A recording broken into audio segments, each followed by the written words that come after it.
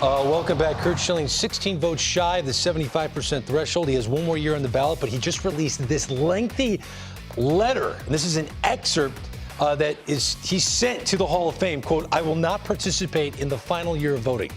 I'm requesting to be removed from the ballot. I'll defer to the Veterans Committee and men whose opinions actually matter and who are in a position to actually judge a player. I don't think I'm a Hall of Famer, as I've often stated, but if former players think I am, then I'll accept that with honor."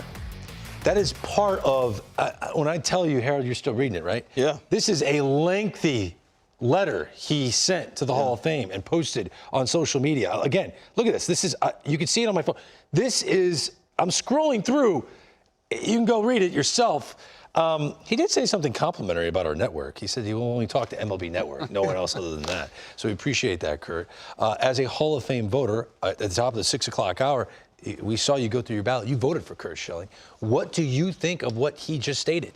Well, first of all, our opinions do matter. This is the way the Hall of Fame has conducted voting since it began in 1936. There's a lot of tradition associated here. He's a Hall of Fame player. I've often said, you know, Hall of Fame players are elite outliers, which he is, and they change history. He took the ball 5 times in the postseason where it was win or go home for his team. They won every one of those games. He's the only person in history who's done that with a 1.37 ERA in win or go home games. He is a Hall of Famer. Now, whether he gets in next year or not now, and again, it was a process. It wasn't going to be easy for him because some writers, apparently too many of them, are looking at his post-retirement rhetoric in judging his baseball career. I separate the two. Clearly, some people don't. I get that.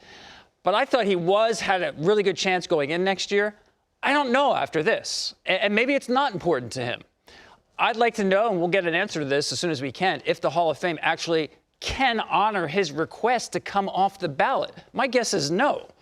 No one's ever requested that right. before. So I'm assuming he will be on the ballot next year, but I'm also assuming that getting those 16 votes just became a little more difficult. This is something else. I mean, we've been doing this a long time. I've never had a player say, "I'm done, forget you guys." And clearly he's frustrated. And I think the one thing that's interesting here, as he wrote so many things in here, he talked about his humanitarian work as a player, that only he and Jamie Moyer could sweep all the awards that were out there as a player, kind of explaining to people who he is. And you're right, Tom, this is a big attack on his post-baseball career. Because the thing I find real intriguing is that there's a lot of people that are writing, and he's writing and saying different things, but I haven't heard teammates come back and really blast Curt Schilling. You know, those are the guys who spent the most time with him, that know him better than I ever would have.